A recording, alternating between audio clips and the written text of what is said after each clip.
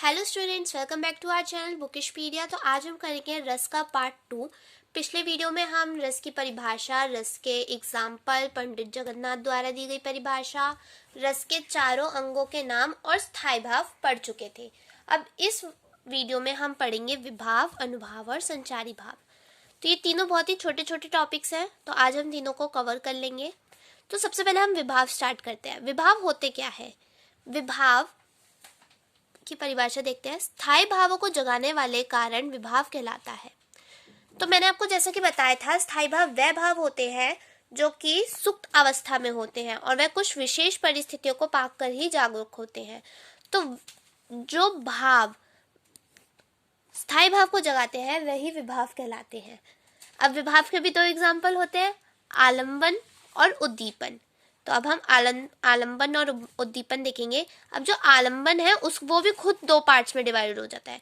तो चलिए पहले इसको समझ लेते हैं।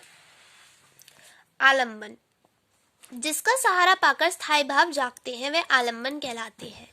अभी इस चीज को छोड़ दीजिए, अभी हम आलंबन के भेदों पे डिस्कस करेंगे, क्योंकि कोई भी आपसे ये नहीं पूछेगा कि आलंबन का कोई एग्जाम्पल नहीं पूछेगा, आपसे आलंबन के दो भेद जो होंगे, आश्रय और विषय, उसका एग्जाम्पल पूछेगा।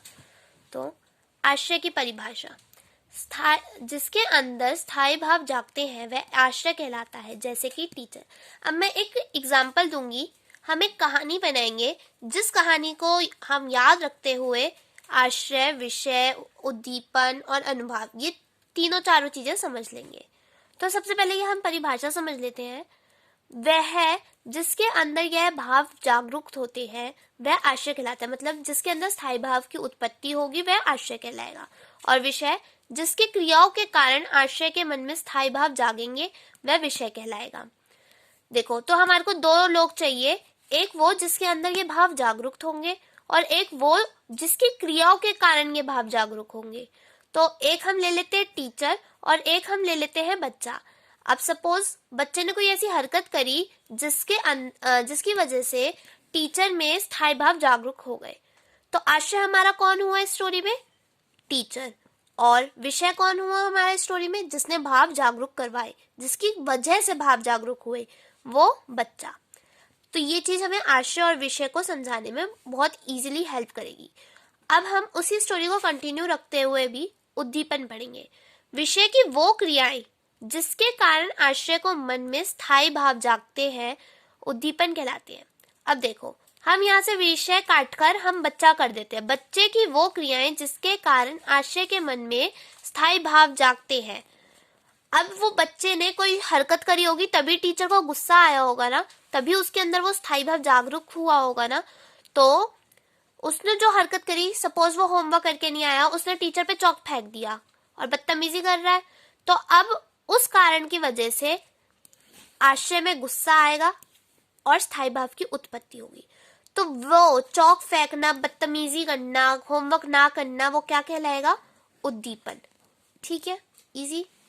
अब अनुभाव की परिभाषा, स्थायी भाव जागरूक होने के पश्चात आश्रय जिन क्रियाओं से अपना जागा हुआ भाव प्रकट करता है उन्हें अनुभाव कहलाते हैं। अब देखो, हमने पूरी कहानी पढ़ी। एक टीचर थी, एक बच्चा था, बच्चा होमवर्क करके नहीं आया, उसने क्या कहते हैं, बदतमीजी भी करी, तो गुस्सा आ गया टीचर को। अब इसमें आश्रय हुआ टीचर, विषय हुआ बच्चा और उद्दीपन हुई वो क्रिया जो उसने बदतमीजी करी। अब हर एक एक्शन का रिएक्शन होता है, ये हमने पढ़ा है। तो अब टीचर भी तो कोई रिएक्शन देगी ना, टीचर तो कुछ खाली थोड़ी ना कर रहेगी, वो गुस्सा बस करती रहेगी, ऐसे थोड़ी ना होगा। टीचर क्या करेगी, उसे क्लास से बाहर निकाल देगी, मुर्गा बना देगी या कोई पनिशमेंट दे देगी। तो जो टीचर रिएक्शन देगी वह अनुभाव कहलाएगा। ठीक है, हम फिर से कर लेते हैं। हमने एक कहानी बनाई टीचर और बच्चे की, जिसमें टीचर आश्रय थी, बच्चा विषय। विषय वो जिसके क्रियाओं के कारण स्थायी भाव जागरूक हुए और आश्रय वो जिसके अंदर स्थायी भाव जागरूक हुए।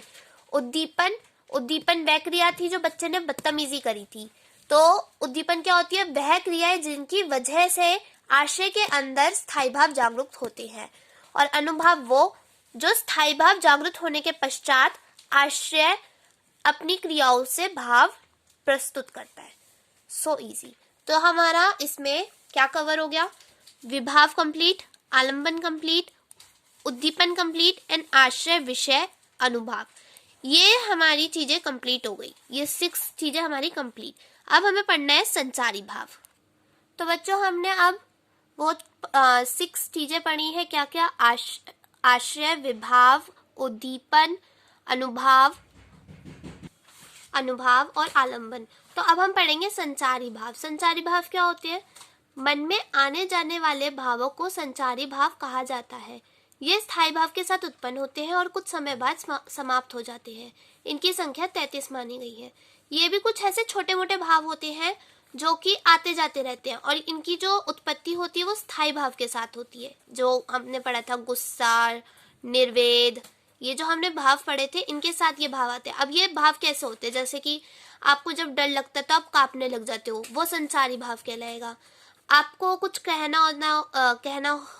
कहना चाहते हो और आप कह नहीं पाते हो तो आप हकलाते हो, तो वह भी संचारी भाव कहलाएगा। तो इनकी संख्या कितनी मानी गई है? 33 संख्या मानी गई है। अब हमने अपना सब कुछ ये कंप्लीट कर लिया, इनके चारों अंग कंप्लीट कर लिया। अब हम कुछ रिवीजन कर लेते हैं जो भी हमने पढ़ा उसके बेस पे। तो ये जो क्वेश्चन है ये बहुत ही इंपॉर्टेंट क्वेश्चन है। रस कैसे उत्पन्न होते हैं? विभाव और अनुभाव की प्रक्रियाओं से मिलकर स्थायी भाव जागता है। तो देखो सबसे पहले हमें स्थायी भाव जगाना है रस को उत्पन्न करने के लिए। और स्थायी भाव कैसे जागेगा? विभाव और अनुभाव की क्रियाओं के द्वारा। विभाव क्या होता है? जिसमें हमारा आलंबन, उद्दीपन, विषय, आश्रय ये आया। और अनुभाव जो टीचर ने बच्चे को बाहर निकाल दिया वो हमारा अनुभाव हुआ। ठीक है, तो जब ये दोनों क्रियाएं होंगी, ये दोनों क्रियाओं की प्रक्रियाएं होंगी तो स्थायी भाव जागेगा। और जब स्थायी भाव जागेगा तो रस की उत्पत्ति होगी। ठीक है, अब हम पढ़ते हैं अपना नेक्स्ट क्वेश्चन। रस किसे कहा गया है? तो मैंने आपको बहुत ही इजी सी इसकी डेफिनेशन बताई थी। कविता में आनंद की अनुभूति करवाने वाले तत्वों को रस कहते हैं। रस के 4 अंग कौन से होते हैं? रस के 4 अंग होते हैं, हमने पढ़े थे अभी, और अभी चारों कंप्लीट भी कर लिया हमने। कौन से? स्थायी भाव, विभाव, अनुभाव और संचारी भाव। ठीक है, स्थायी भाव की संख्या कितनी है? आमतौर पर स्थायी भाव की संख्या 11 होती है। कौन कौन से होते हैं वो भी लिखना है। रति, हास, क्रोध, शोक, उत्साह, आश्चर्य, घृणा, भय, निर्वेद। और हमने इन पूरे 11 के 11 को समझे भी थे। इन 9 के अलावा 2 अन्य स्थायी भाव भी होते हैं। कौन से? वत्सल और देवव्रती। ठीक है, तो ये क्वेश्चन हमने अभी कितने क्वेश्चन करे? 4 क्वेश्चन करे, जिसमें मैंने आपको एक इम्पॉर्टेंट क्वेश्चन बताया, रस की इजी डेफिनेशन बताई, रस के 4 अंग, स्थायी भाव। अब हम एक और क्वेश्चन करते हैं। तो अब हम ये वाला क्वेश्चन देखते हैं। अनुभाव किसे कहा गया है और अनुभावों की कितनी संख्या होती है? तो हमने संख्या नहीं पढ़ी थी, तो इसमें हम पढ़ लेते हैं कि कितनी संख्या होती है। स्थायी भाव जागृत होने के पश्चात आश्रय जिन क्रियाओं से अपना जागा हुआ भाव प्रकट करता है, इन क्रियाओं को अनुभाव कहते हैं। अनुभाव की संख्या 8 होती है। अब देखो आपको जो डेफिनेशन लिखनी है ना वो बहुत ही इजी लिखनी है, मतलब अपनी भाषा में लिखनी है, पर ऐसा नहीं लगना चाहिए कि वो बहुत ही फॉर्मल डेफिनेशन है। आप डेफिनेशन लिखो अपनी भाषा में, बट वो एक अच्छे से तरीके में लिखी होनी चाहिए और आपको समझ आना चाहिए, ये मेन मोटिव है। तो स्थायी भाव जागृत होने के पश्चात आश्रय जिन क्रियाओं से अपना जागा हुआ भाव प्रकट करता है। जब स्थायी भाव जागृत हो जाते हैं और उसके पश्चात जो आश्रय मतलब टीचर, मैं हमेशा टीचर ही बोलूंगी ताकि आपको ये स्टोरी हमेशा याद रहे और आप इस स्टोरी के उससे आप पेपर में आंसर ही दे पाओ कि आश्रय क्या होता है, विभाव क्या होता है, आपको दिमाग में रहे। तो आश्रय यानी टीचर। टीचर को जिन टीचर में स्थायी भाव जागृत हो गए, उसने जो रिएक्शन दिया वो हमारा अनुभाव कहलाता है। अब अनुभाव की संख्या क्या है? 8 है। दूसरा क्वेश्चन, संचारी भाव किसे कहा गया है और संचारी भाव की संख्या कितनी है? अभी हमने पढ़ा मन में आने जाने वाले भावों को संचारी भाव कहा गया है। ये स्थायी भाव के साथ उत्पन्न होते हैं और कुछ समय बाद समाप्त हो जाते हैं। इनकी संख्या कितनी है? 33। तो अब आपको संख्या याद रखना भी बहुत जरूरी है।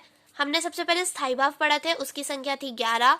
उसके बाद हमने पढ़ा अनुभाव, उसकी संख्या है 8। और अब हम पढ़ रहे संचारी भाव, उसकी संख्या है 33। अब विभाव किसे कहा गया है और यह कितने प्रकार का होता है? स्थायी भाव को जगाने वाले कारण को विभाव कहते हैं। ये 2 प्रकार के होते हैं, आलंबन और उद्दीपन। अब हम एक क्वेश्चन, ये लास्ट क्वेश्चन और कर लेते हैं। आश्रय और विषय से आप क्या समझते हैं? आश्रय जिसके अंदर स्थायी भाव जागरूक होते हैं उन्हें हम आश्रय कहते हैं। विषय जिसके क्रियाओं के कारण आश्रय के मन में स्थायी भाव जागते हैं वह विषय कहलाते हैं। टीचर और बच्चा, ठीक है।